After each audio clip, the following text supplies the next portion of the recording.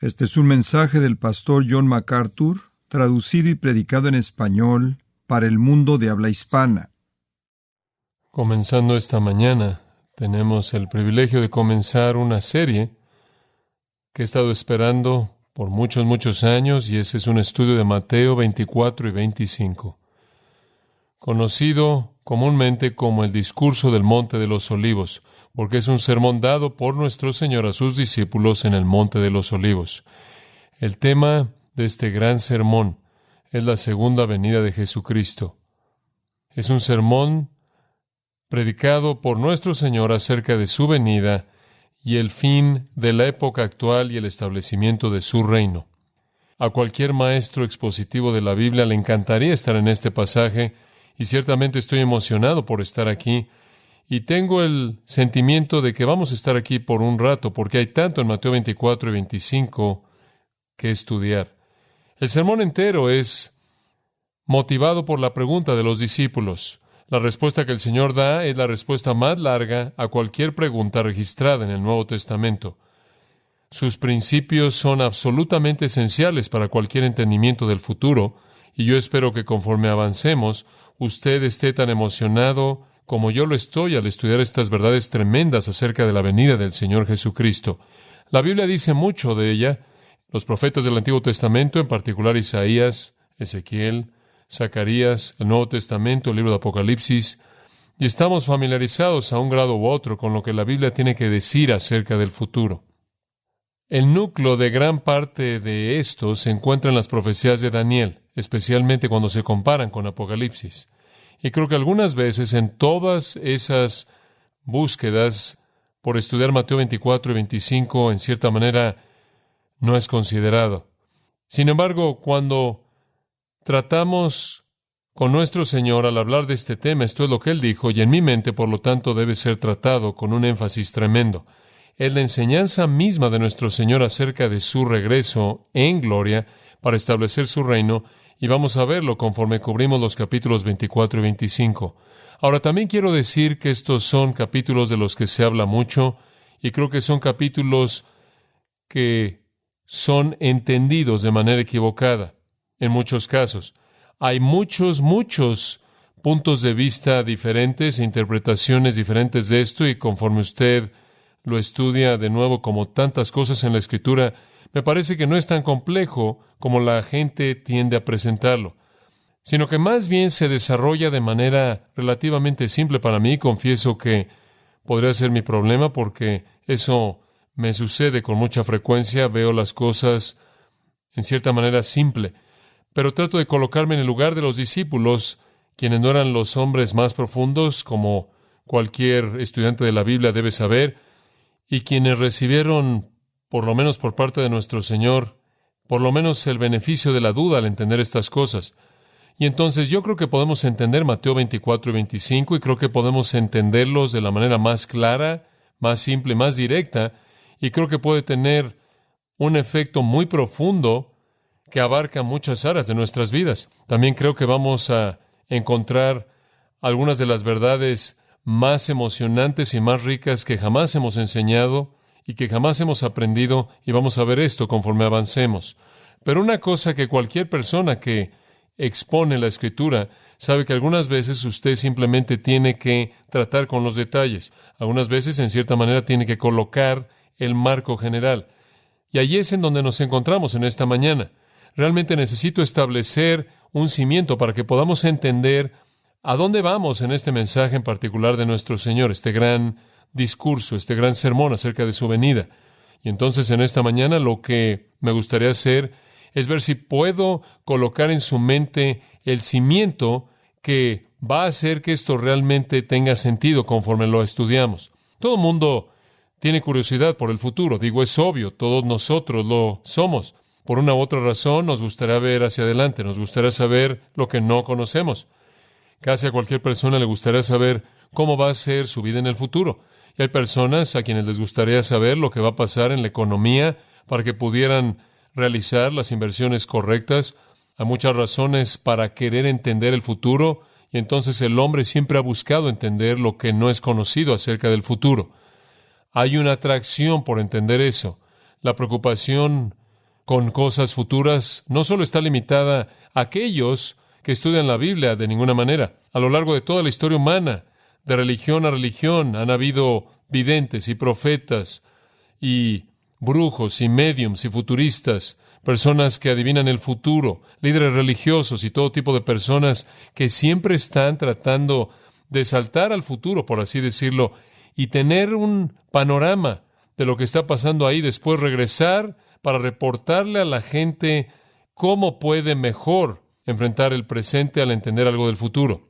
Los judíos del día de Jesús no eran diferentes. Querían conocer también el futuro y tenían sus razones.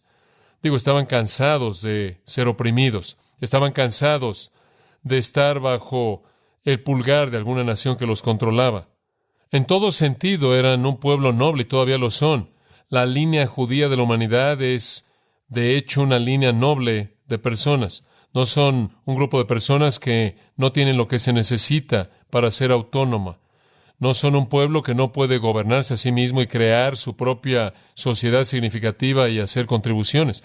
Realmente no necesitan ser súbditos de alguien más, pero ese es exactamente en donde la historia los ha encontrado para la mayor parte de su vida. Y entonces, para cuando usted llega al tiempo de Jesús, están ansiosos por ver que cese la opresión que los ha plagado a lo largo de todo el periodo de tiempo que la Biblia llama los tiempos de los gentiles hasta ese punto. También anhelan ver la venida de su Mesías, porque saben que cuando Mesías venga, Él va a hacer que todo esté bien. Él va a derrocar a los opresores. Él va a arreglar lo que tiene que ser arreglado. Va a establecer de nuevo el reino en Israel y las cosas van a ser como Dios prometió que deberían ser y serán. Y entonces están llenos de expectativa escatológica. Escatológica viene de la palabra escatos en el griego, que significa lo último. Entonces es el estudio de las últimas cosas. Y los judíos realmente estaban preocupados por las últimas cosas. Estaban cansados de toda la dificultad. Habían experimentado la opresión asiria cuando fueron llevadas las 10 tribus del norte. Habían experimentado la cautividad babilónica cuando el reino del sur, Judá, fue llevada cautiva. Habían pasado por el gobierno persa y el gobierno griego y ahora la opresión romana, y estaban cansados de todo eso. Y en sus espíritus, como lo expresaron en Juan 8 a Jesús, nunca fueron siervos de ningún hombre. Estaban esperando el día en el que serían libres de nuevo y serían gobernados de nuevo por un rey justo y conocerían el reino que Dios les había prometido con el florecimiento de todas sus bendiciones prometidas en el Antiguo Testamento. Y leyeron el Antiguo Testamento y sabían que el Antiguo Testamento hablaba de un futuro lleno de esperanza y brillo. Sabían que el Antiguo Testamento hablaba de que Dios establecería un reino. Sabían que debían esperar a un ungido, un rey, un Mesías, o en el griego un Cristo que vendría y establecería el gobierno de David de nuevo en la tierra. Y anhelaban que eso viniera. Un tiempo cuando la justicia y la paz prevaleciera. Un tiempo cuando Jerusalén viviría en prosperidad y seguridad, y no solo durante un tiempo breve, sino por los siglos de los siglos, como el profeta Isaías les había dicho. Anhelaban ver ese día, cuando la restauración del reino fue dada como Dios había prometido que sería dada. Y entonces estaban llenos de esperanza para el futuro. Y sin duda alguna leían con gozo a los profetas del Antiguo Testamento. Sin duda alguna se regocijaban conforme esperaban lo que Isaías dijo que en el capítulo 9 pasaría cuando dijo que vendría uno. El gobierno del mundo será sobre sus hombros. Y él gobernaría y reinaría. Él sería llamado Maravilloso, Consejero, Dios fuerte, Padre eterno, Príncipe de paz. Y la duración de su gobierno y paz no tendría fin sobre el trono de su padre David para ordenarlo y establecerlo por los siglos de los siglos con justicia y demás. Realmente entendieron eso, se emocionaban por eso.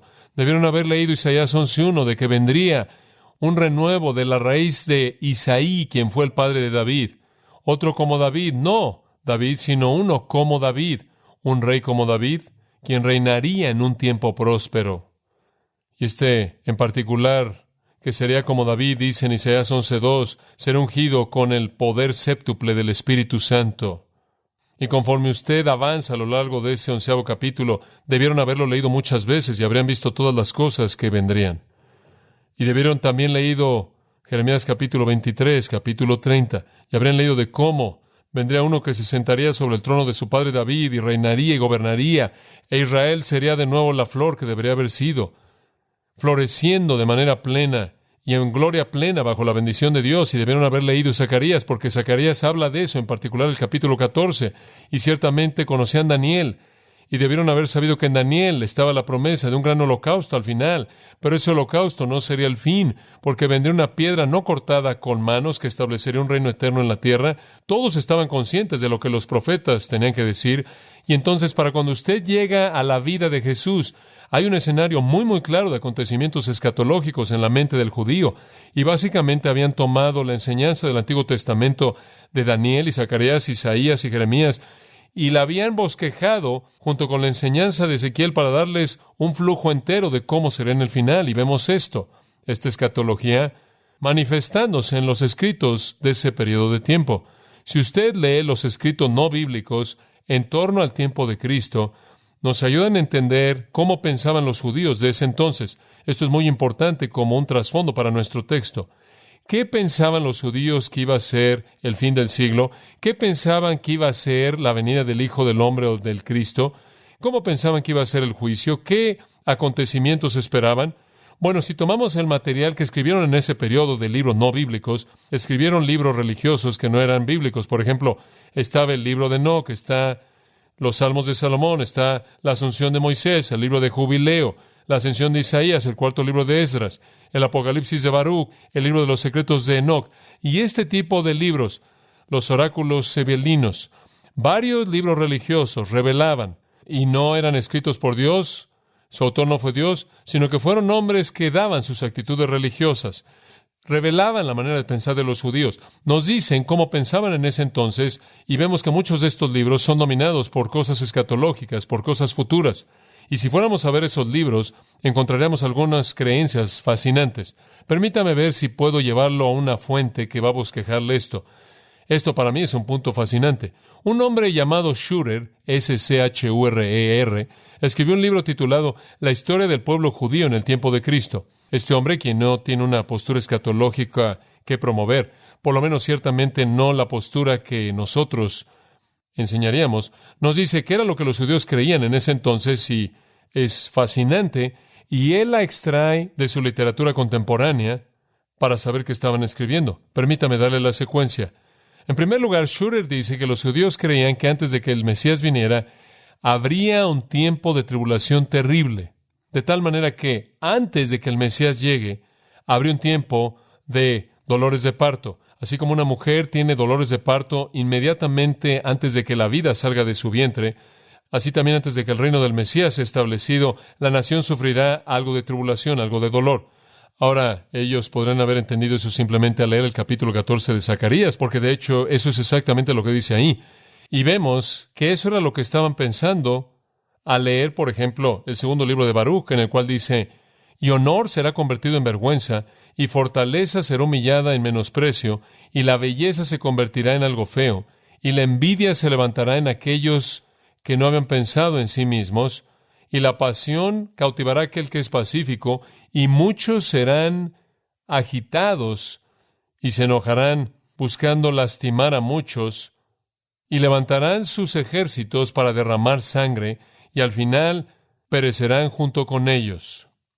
Entonces, ellos esperaban un tiempo de desmoronamiento terrible de la moralidad, un tiempo cuando el honor y la decencia serían despedazados, un tiempo cuando el mundo a su alrededor estaría lleno de guerra y habría un caos moral físico en el mundo, y esto sería un dolor de parto que traería al Mesías.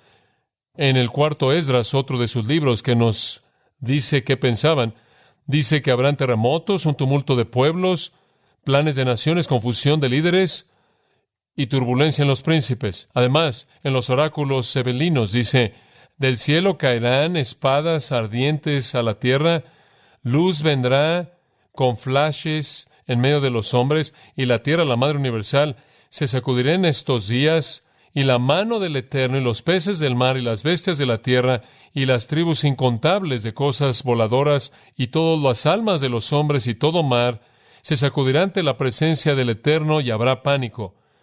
Y las cumbres de montañas más altas y los montes de los gigantes se despedazarán, y el abismo será visible para todos, y las cumbres altas y los montes sublimes estarán llenos de cuerpos de muertos, y habrá rocas de sangre y todo torrente inundará la planicie, y Dios juzgará a todos con guerra y la espada, y habrá azufre desde el cielo, sí, piedras y lluvia, y granizo incesante y doloroso, y la muerte estará sobre los cuadrúpedos, sí, la tierra misma beberá de la sangre de los que perecen, y las bestias se saciarán de carne. Ahora, usted podrá pensar que este hombre habría estado leyendo el libro de Apocalipsis, pero no habría sido escrito aún. Vieron un tiempo futuro de turbación, de tribulación tremendos por todo el mundo. De hecho, esperan en el Mishnah que la arrogancia se incrementa, la ambición se dispara y la vid da fruto. Sin embargo, el vino escasea.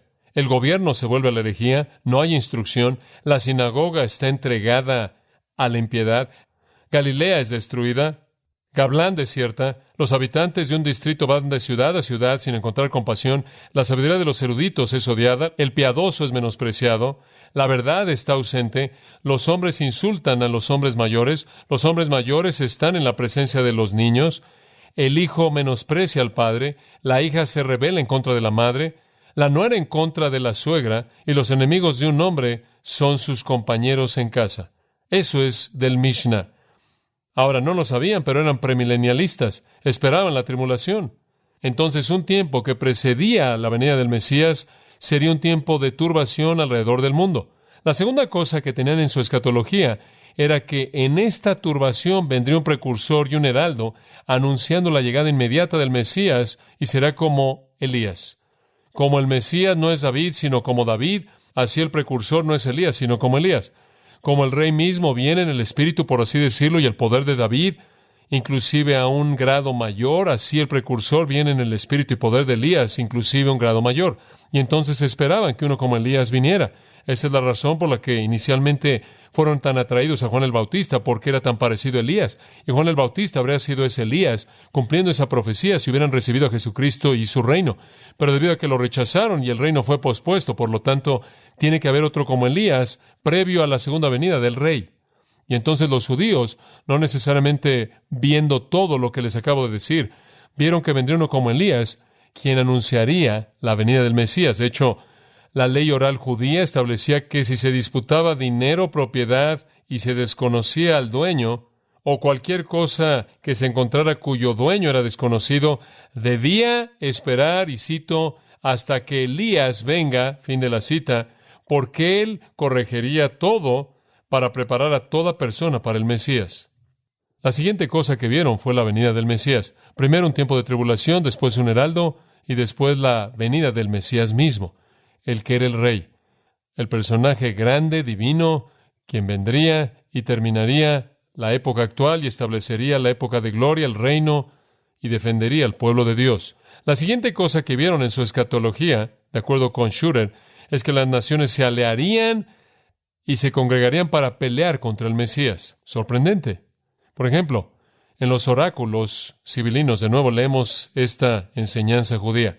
Los reyes de las naciones vendrán contra esta tierra trayendo retribución sobre sí mismos. Buscarán despojar el altar del Dios poderoso y de los hombres más nobles cuando vengan a la tierra.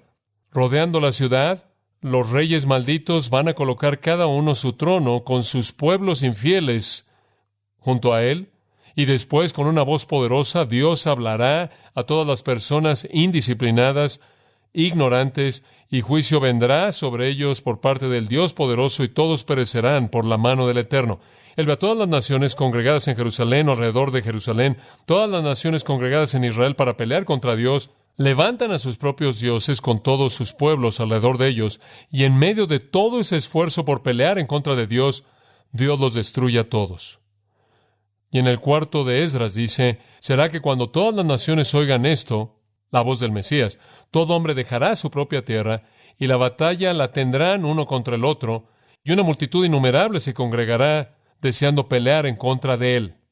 Todas las demás guerras van a detenerse, y todo el mundo va a ir a pelear contra el Mesías. Ahora, de nuevo, esta fue la creencia judía en la época de Cristo, de acuerdo con Schurer, y es exactamente lo que la Biblia enseña. exactamente lo que entendemos a partir de los profetas del Antiguo Testamento y del libro de Apocalipsis también. Ahora eso nos lleva a la siguiente cosa que enseñaban en su escatología, y eso es que el resultado de esa batalla en contra del Mesías será destrucción total de todas estas naciones. Habrá una devastación total de las naciones que se oponen al Mesías. De hecho, Filo dijo que el Mesías, y cito, tomaría el campo y haría guerra y destruiría a naciones grandes y de mucha población. Fin de la cita. Y en el cuarto de Esdras de nuevo dice, Él los reprenderá por su impiedad, los reprenderá por su injusticia, los va a menospreciar cara a cara con sus traiciones, y cuando Él los haya reprendido, Él los va a destruir. Y en Enoc dice, sucederá en aquellos días que ninguno será salvo, ni por el oro, ni por la plata, nadie podrá escapar.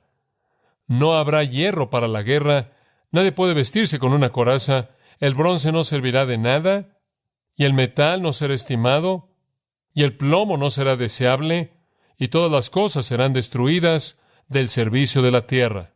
En otras palabras, Él va a venir y va a destruir a todas las naciones hostiles de tal manera que su armadura y todas las cosas que usan para protegerse a sí mismas no servirán de nada. Ahora recuerde, no le estoy dando puntos de vista dispensacionales contemporáneos premilenialistas. Esta es una mirada de Israel en la época de Cristo. Ven la tribulación que viene, después viene el Mesías, después de que haya sido anunciado por su precursor, cuando Él viene resistido por las naciones a quienes Él derrota de una manera devastadora. Después ellos creían que el siguiente acontecimiento sería la renovación de Jerusalén, que habría una renovación completa de Jerusalén. Esta sería la purificación de esa ciudad para que fuera la Jerusalén del gran milenio, la Jerusalén del gran reino y la Jerusalén de la gran gloria eterna del Rey. De hecho, en Enoc dice el libro de Enoc, todos los pilares eran nuevos y los adornos eran más grandes que aquellos de la primera Jerusalén, por así decirla. Dice, entonces vieron esta renovación de toda Jerusalén.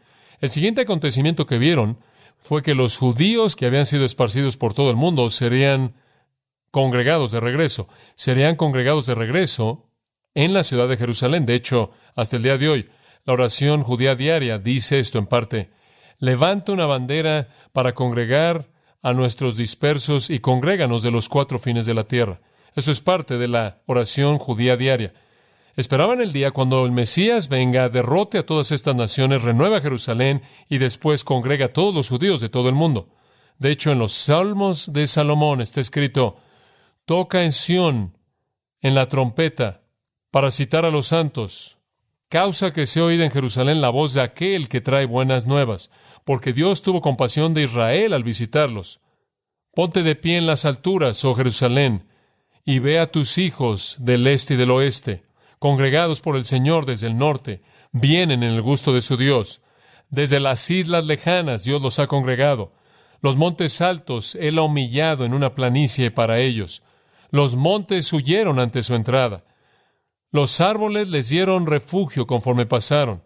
Todo árbol que huele bien, Dios hizo que brotara para ellos, para que Israel pasara en la visitación de la gloria de su Dios. Vístete, oh Jerusalén, de tus vestimentas gloriosas. Prepara tu túnica santa, porque Dios ha hablado bien para Israel por los siglos de los siglos. Que el Señor haga lo que Él ha hablado acerca de Israel y Jerusalén. Que el Señor levante a Israel por su nombre glorioso. La misericordia del Señor sea sobre Israel por los siglos de los siglos. Fin de la cita. Entonces ellos ven a Dios venir y congregar a toda persona y trayéndolos de regreso a una Jerusalén glorificada.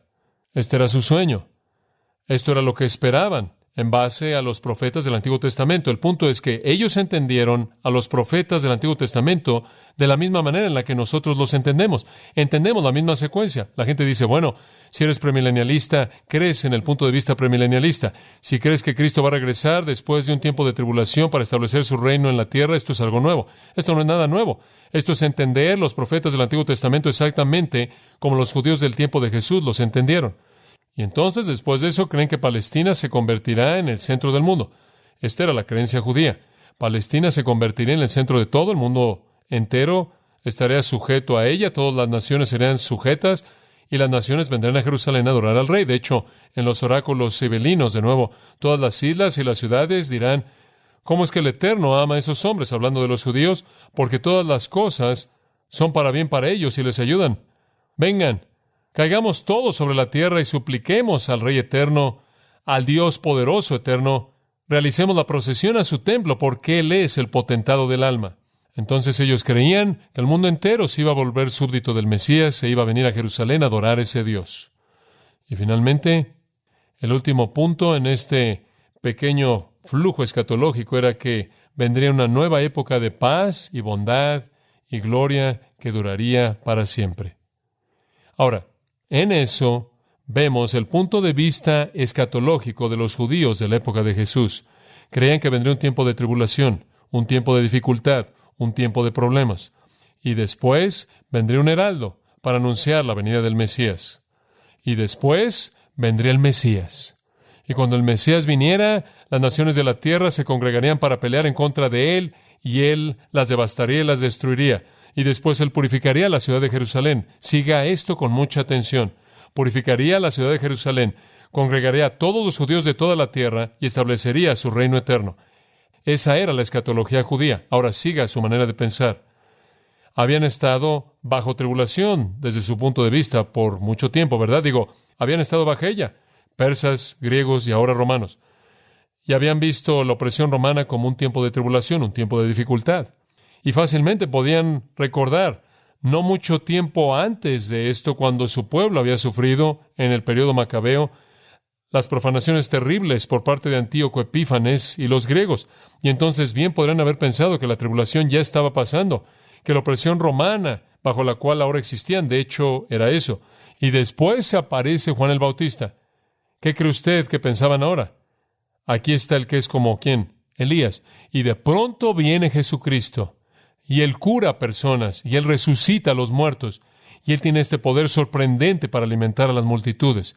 Y Él es un obrador de milagros y un obrador de maravillas que expulsa la enfermedad de Palestina durante su ministerio. Y Él entra montado a Jerusalén en la Pascua, y ellos arrojan ramas de palmeras y prendas de ropa enfrente de Él, y se dicen a sí mismos, aquí está, este es el Mesías. Y recuerdan, ¿qué es lo primero que va a pasar cuando el Mesías venga? Lo primero que va a pasar es que las naciones de la tierra se van a congregar en contra de Él y Él los va a destruir. Y entonces ellos inmediatamente piensan que Él va a iniciar una guerra y los romanos van a ser los primeros que van a ser destruidos y el holocausto debe comenzar rápidamente. Y una vez que Él acabe con eso, Él va a purificar a Jerusalén y después Él va a expulsar a todos los hipócritas y a toda la religión falsa y toda la adoración falsa. Y después vamos a ver quizás pensaron del templo de Ezequiel, del 40 al 48 en Ezequiel, ese templo glorioso final cuando la adoración verdadera se está llevando a cabo. Y después Él va a congregar a todos los judíos de todo el mundo y va a establecer el reino eterno. Ahora usted sabe qué es lo que está en la cabeza de los discípulos conforme llegamos al capítulo 24, ¿verdad? Este es el tipo de manera de pensar que hay en sus mentes.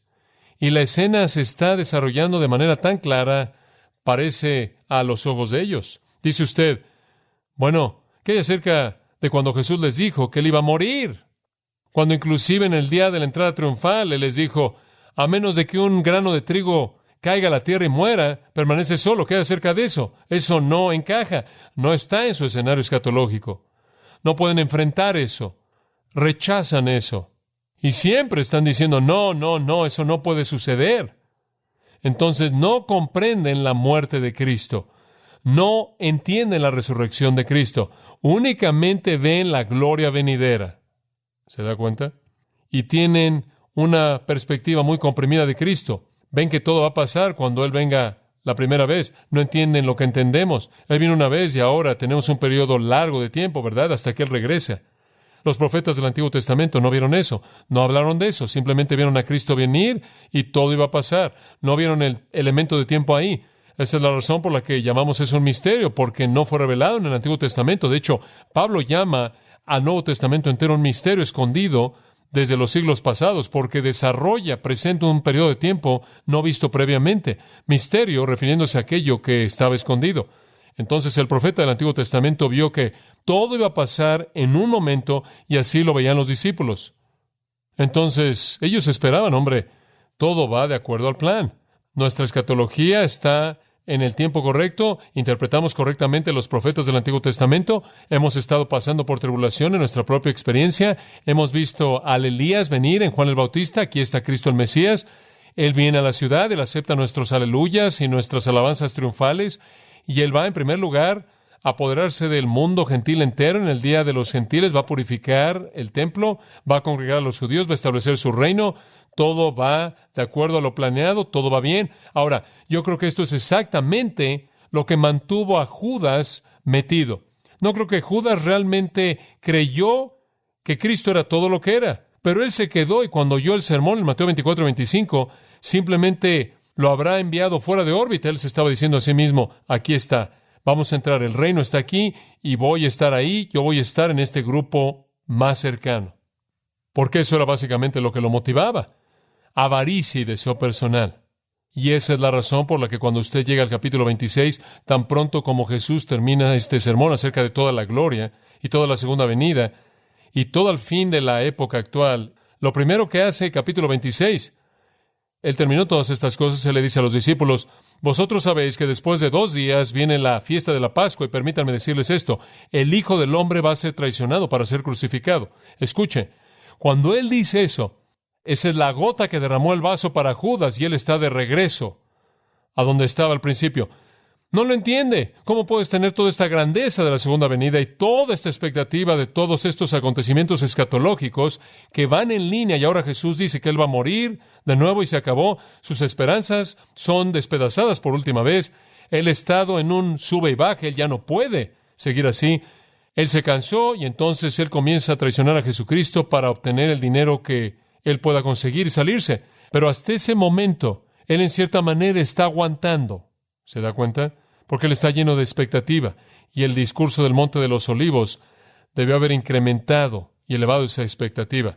Ahora, lo que lo trae al punto medular aquí es el versículo 38-39 del capítulo 23. Permítame tan solo ver eso por un minuto con usted. Jesús acaba de terminar un día entero en el templo y la mayor parte del tiempo discutiendo con los líderes religiosos. No hubo mucho argumento. Ellos dijeron algo y Él los calló. Él respondió sus preguntas con respuestas que los condenaban y les dio parábolas que los condenaban. Pero Él acaba de estar en una confrontación con estos líderes religiosos. Se acabó. Ya ha terminado con un pronunciamiento de juicio sobre ellos. Versículo 38. Vuestra casa os es dejada. Y después Él dice en el versículo 39, desde aquí no me veréis hasta que digáis, bendito es el que viene en el nombre del Señor. Él dice, el juicio viene sobre ustedes y después me volverán a ver cuando venga en el nombre del Señor. Ahora, Él viene en el nombre del Señor. Le dije la última vez, es un título mesiánico. Así es exactamente como reconocieron a Jesús cuando Él entró a la ciudad en la entrada triunfal. Entonces Él les dice, ahora sigue esto. Los discípulos están escuchando esto. Y Él está dando su último sermón público a los judíos y Él dice, miren, su casa se queda desierta. Y la próxima vez que me vean, estaré viniendo en mi gloria. Eso es lo que Él está diciendo. ¿Cómo es que los discípulos oyeron eso? Oh, hemos pasado por la tribulación. El Elías ha venido. El Mesías está aquí. El siguiente acontecimiento es la destrucción de las naciones enemigas. Y después, la renovación o la purificación de Jerusalén. Y después, la congregación para el reino. Entonces, cuando ellos lo oyen decir, voy a renovar su casa y después voy a venir, realmente piensan que está siguiendo la agenda. Y ellos esperan que suceda ahí, claro, la destrucción de las naciones que van a pelear contra Él. Ahora recuerde, Él pronunció su juicio final sobre la nación de Israel, pero Él motivó en el pensamiento de los discípulos todos estos pensamientos acerca de que aquí estamos, es el momento, y la pregunta se presenta en el versículo 3, dinos, ¿cuándo serán estas cosas? ¿Y cuál será la señal de tu venida y el fin del siglo? Como puede ver, ellos son colocados en ese molde, y ellos están pensando, aquí está, hombres, ¿cuándo va a ser? Usted sabe implícito en la palabra cuándo, ¿es hoy o mañana o va a ser el próximo martes, quizás? ¿Y cuál es lo que lo dispara? ¿Cuál es la señal? Digo, ¿cuál es el primer indicador que nos muestra que aquí estamos? Hemos llegado al fin del siglo. Entonces, como puede ver, aquí es en donde están en su mente conforme llegamos al capítulo 24. Y leamos los primeros 2 versículos. Cuando Jesús salió del templo y se iba, Se acercaron sus discípulos para mostrarle el templo. Respondiendo él, les dijo, ¿veis todo esto? De cierto os digo que no quedará aquí piedra sobre piedra, que no sea derribada. Ahora, están saliendo del templo, ¿verdad? Él acaba de decir, vuestra casa será dejada desierta. No mi casa, él solía llamarla así. No la casa de mi padre, él solía llamarla así. Ahora es su casa porque Dios se fue. Icabod. Es correcto, Icabod. La Ezequiel, capítulo 9, versículo 3, capítulo 10, versículo 4, capítulo 11, versículo 23. Vea cómo la gloria de Dios se va. Icabod. Dios no está ahí, no es la casa del Padre, no es mi casa, es su casa. La palabra desierta, Eremes. Abandonada a la ruina es lo que significa. Abandonada a la ruina. Este lugar está en abandono. Dios ha partido, está maldecido, dedicado a la ruina. Y ustedes no me volverán a ver hasta que venga en gloria mesiánica plena. Hombre, lo ven entonces, pero conforme se van, tienen una pregunta muy dura que los está molestando. Como puede ver, ellos son hombres comunes y corrientes del campo y ven este templo enorme y es más que un edificio, está rodeado por un muro, está en la parte de arriba de un monte. No sé si usted ha estado ahí, necesita entender. El templo estaba en la parte de arriba del monte y estaba ahí. Ahí hay un área enorme, plana, y en ese monte había un gran muro que lo rodeaba. Y dentro de ese muro habían varios edificios y eran parte del área del templo. Y todo estaba en cierta manera apoyado por un muro de contención, particularmente al sur y al oeste. Ese muro de contención iba hacia abajo y en cierta manera mantenía ese monte en su lugar. Había una pendiente natural en la parte oeste y una plana en la parte norte. Entonces, esa parte era apoyada. Entonces, colocaron estos muros enormes de contención en el sur y en el oeste y sostenía al monte del templo, el cual tenía muros que salían de ahí, allá, de tal manera que si usted estaba en la parte de arriba del muro, hasta la parte de abajo en donde el monte del templo estaba, y hasta la parte de abajo del muro de contención por fuera, había una distancia tremenda en la parte del sur. Ahí pudo haber sido el lugar al que Satanás llevó a Jesús y le dijo que saltara porque era una caída tan tremenda. Y entonces esto era algo masivo. Era más como un fuerte que nada más. Y entonces conforme los discípulos están saliendo del lugar con Jesús, en el crepúsculo del día, sin duda alguna, están asombrados de esto.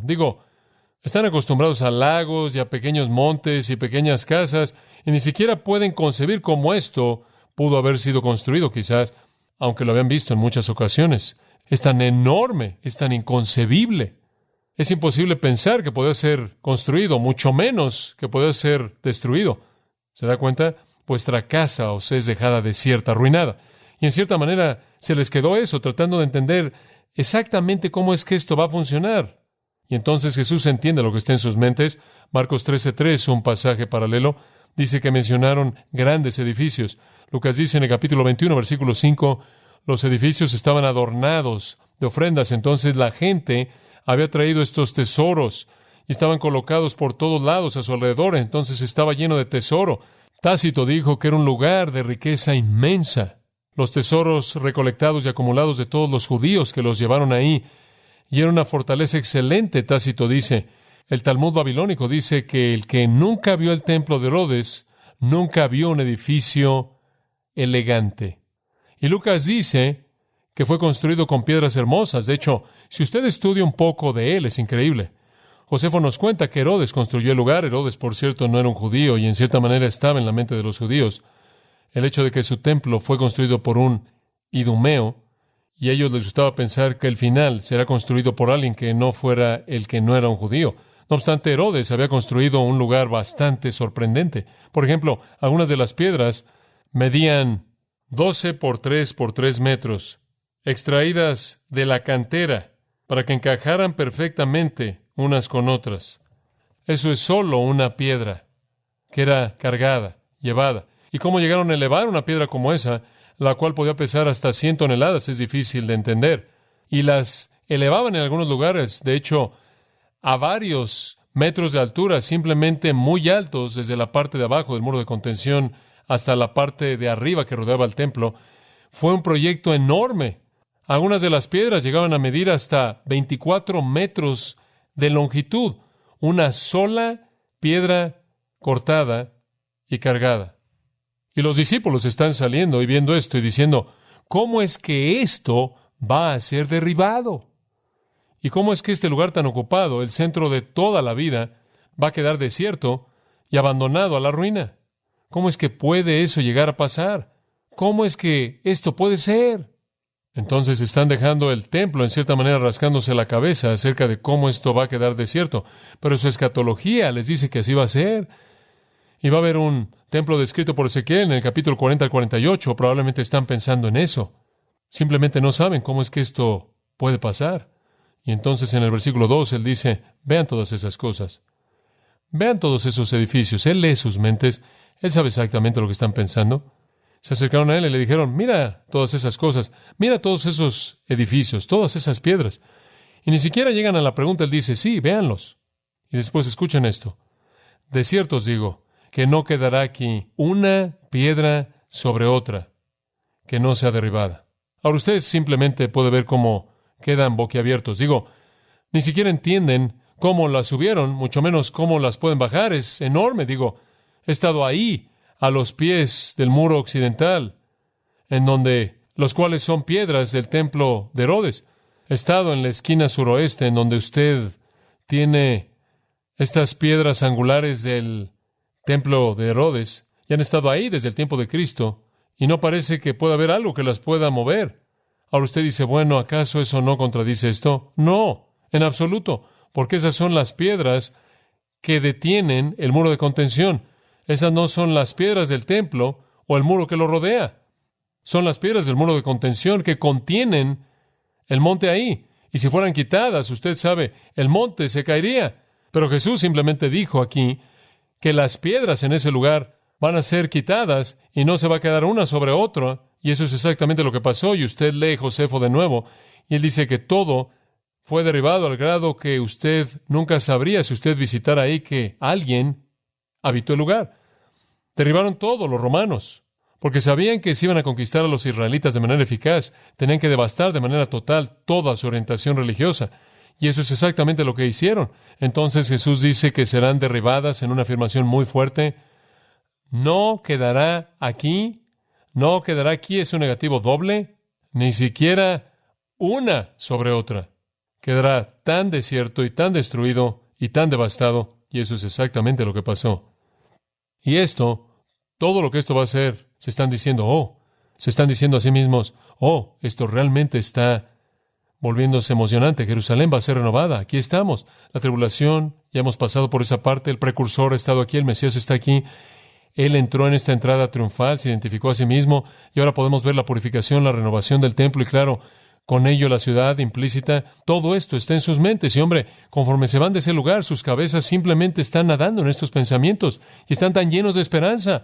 Y están bajando por la parte de atrás del monte del templo. Cruzan por el pequeño valle de Cedrón, en donde pasa el arroyo y el manantial, y suben por el monte de los olivos, y ahí suben, y cuando usted llegaba hasta arriba, usted descansaba, y entonces, conforme van subiendo hasta la parte de arriba, están formando su pregunta conforme avanzan, y Marcos nos dice que es Jacobo, Pedro, Juan y Andrés, los 4 más cercanos de los 12, que están formulando la pregunta para el resto, y para cuando llegan a la parte de arriba, se sientan, y usted puede imaginarse que están sentados ahí, conforme el sol se está poniendo en el oeste. Digo, es una vista espectacular, una de las más espectaculares en el mundo entero. Sentarse en el Monte de los Olivos y ver el sol ponerse sobre los edificios blancos de Jerusalén, construido en la actualidad de las mismas piedras de las que fueron construidas en esos días, y en muchos casos la misma arquitectura.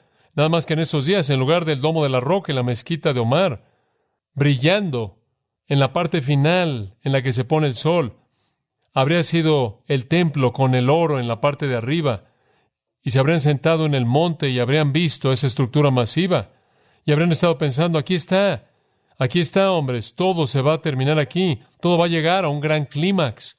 Estamos viviendo en este momento de gloria en la historia de Israel.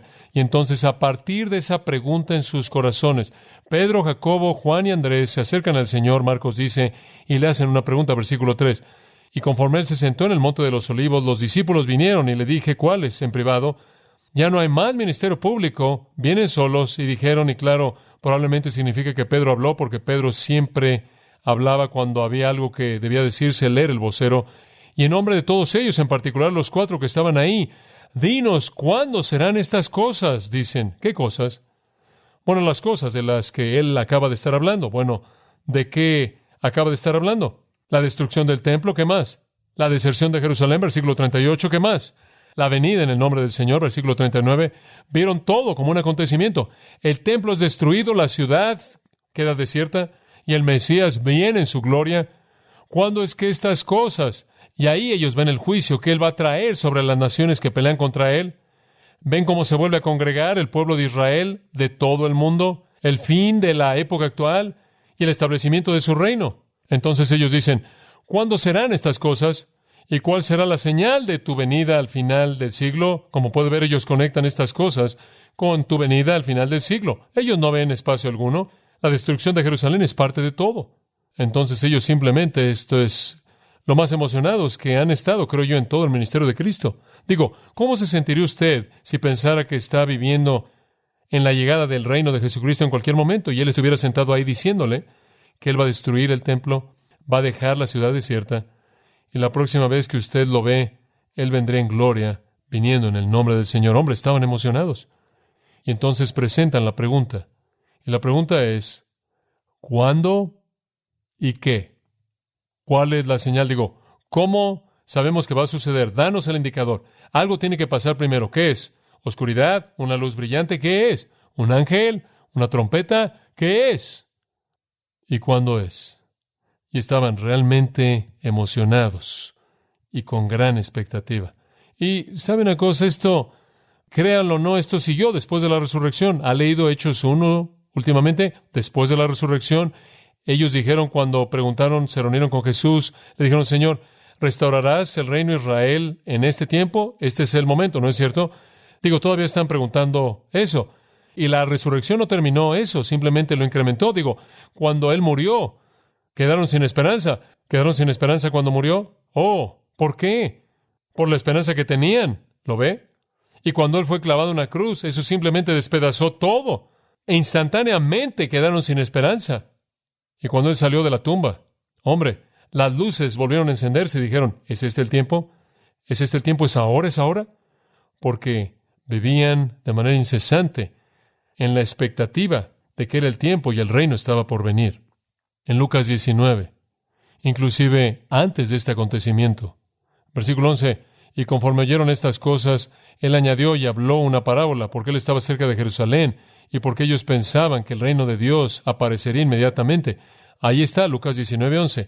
Pensaban que el reino de Dios aparecería inmediatamente. Ahora, eso simplemente era saliendo de Jericó, camino a Jerusalén. Vivían en esa expectativa todo el tiempo. Y este tipo de palabras de nuestro Señor simplemente incrementaron eso. Entonces ahora usted entiende. Entramos al capítulo 24 y ¿qué están pensando? En este momento es el reino, en este momento es la segunda venida, en este momento es el juicio, en este momento es el establecimiento del reino eterno de la gloria del Mesías. En este momento va a suceder. El punto de este sermón es decirles esto. Hombres, no es en este momento. Ese es el punto.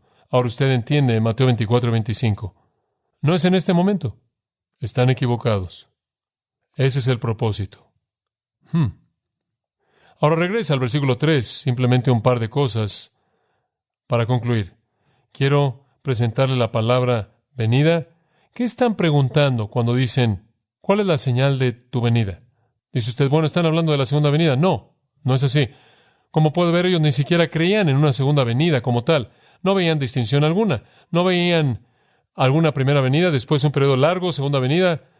Ellos vieron, ¡fum!, todo sucede. ¿Por qué? Porque así es como el Antiguo Testamento lo bosquejó. Digo, así sucedía desde el punto de vista del profeta del Antiguo Testamento. El profeta del Antiguo Testamento vio hacia adelante y comprimió todos los factores de tiempo y simplemente vio al Mesías venir, estableciendo su reino y todo eso.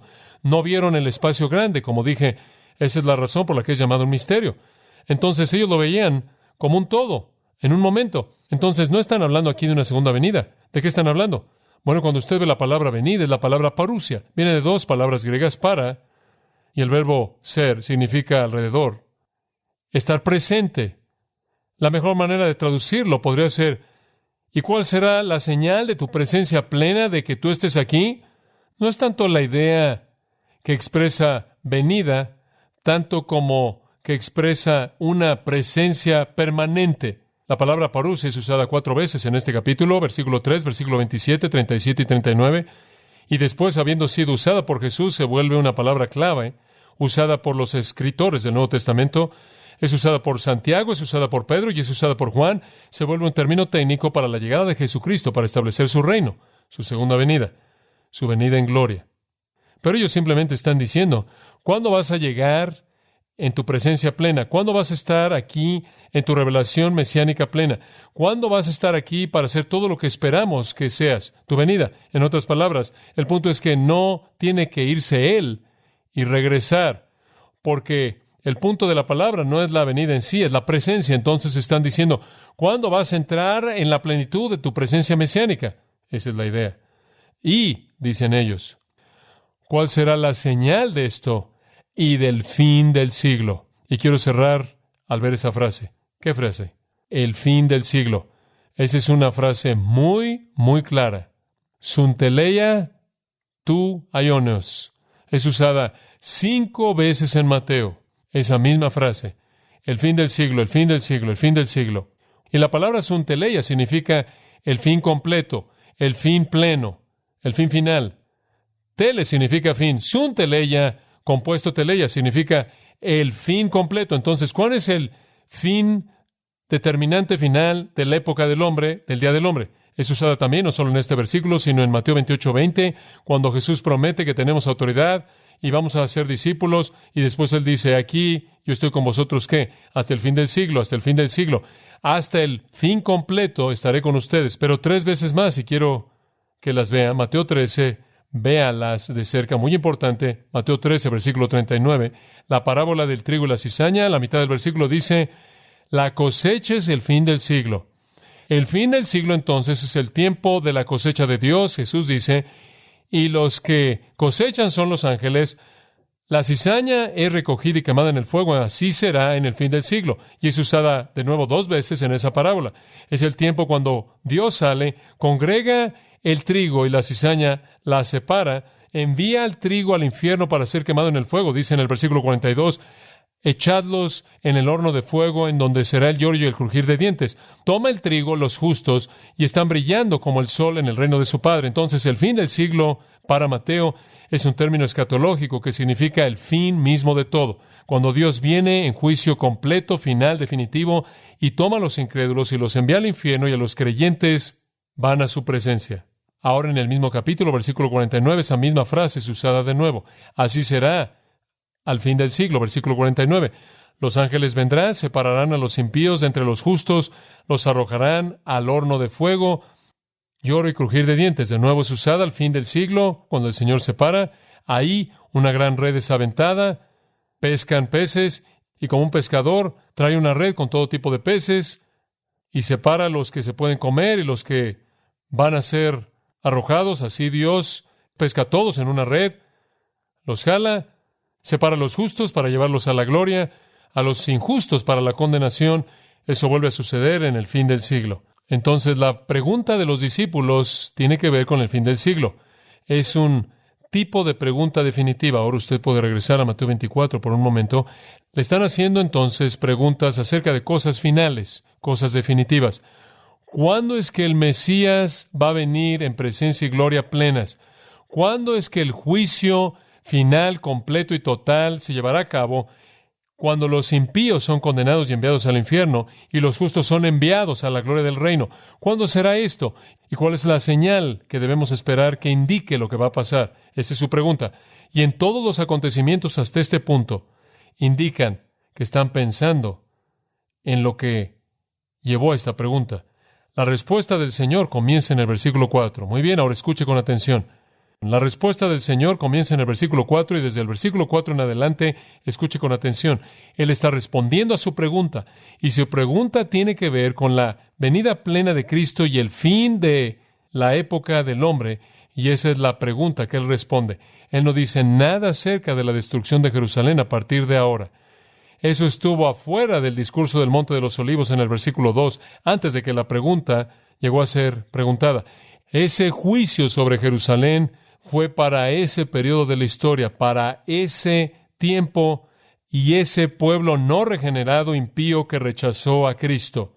Y es solo un ejemplo pequeño del tipo de juicio que Dios va a traer al fin del siglo, cuando el Mesías venga en gloria plena y en presencia plena. Y entonces lo que Él les está diciendo es, miren, lo que han visto no es el fin del siglo. Lo que han visto no es preliminar para la venida plena del Mesías en gloria. Permítanme mostrarles lo que es la indicación de su venida plena. Permítanme mostrarles cuáles son las señales de su segunda venida.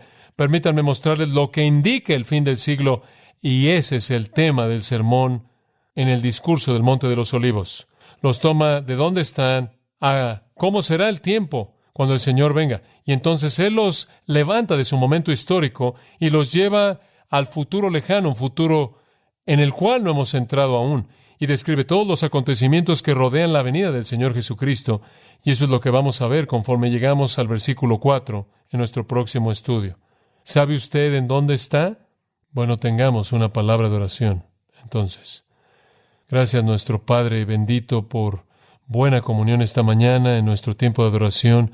Y oh, qué bendición es abrir tu palabra y verla con tanta claridad, revelando no solo el pasado y nuestra redención, sino el futuro y nuestra gloria en Cristo. Gracias, oh Señor, porque el Salvador regresará, y porque Él, al regresar, nos llevará a la gloria. Y Él reinará como Rey de Reyes y Señor de Señores al fin del siglo. Pero, Señor, estamos conscientes también que en el fin del siglo habrá juicio sobre los impíos, como también gloria para los justos. Y entonces oramos porque nadie aquí, el día de hoy, al oír este mensaje, le dé la espalda al Salvador, quien es el único que puede redimir a hombres del juicio y llevarlos a la gloria. Te damos gracias, Padre, por tu palabra.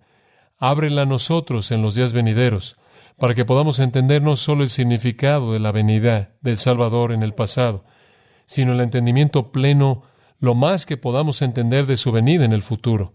Que aquellos de nosotros que vivimos en el más emocionante de todos los tiempos entre la primera y la segunda venida, podamos entender ambas, y debido a nuestro entendimiento nos hallemos motivados a crecer en la gracia y en el conocimiento del Señor y Salvador Jesucristo, a quien amamos y servimos. Y oramos en su nombre. Amén. Usted ha escuchado a John MacArthur, maestro bíblico de Gracia a Vosotros. Para más información y acceso gratuito a todos los mensajes de John, así como una lista de libros incluyendo la Biblia de estudio, visite la página web en gracia.org. Gracia a Vosotros y el pastor John MacArthur se reservan toda protección y derecho de autor bajo la ley que esté vigente. La información de derecho de autor está disponible en gracia.org, que incluye instrucciones para limitar la duplicación de este archivo digital. Gracia a Vosotros es una organización sin fines de lucro dedicada a desarrollar recursos desde las enseñanzas del pastor John MacArthur, las cuales ofrecen la verdad de las Escrituras.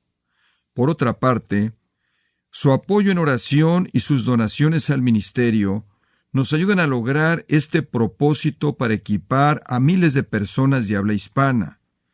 Si desea hacer una donación o ofrenda, puede hacerlo utilizando su tarjeta Visa, Mastercard, Discovery o American Express, ingresando a gracia.org,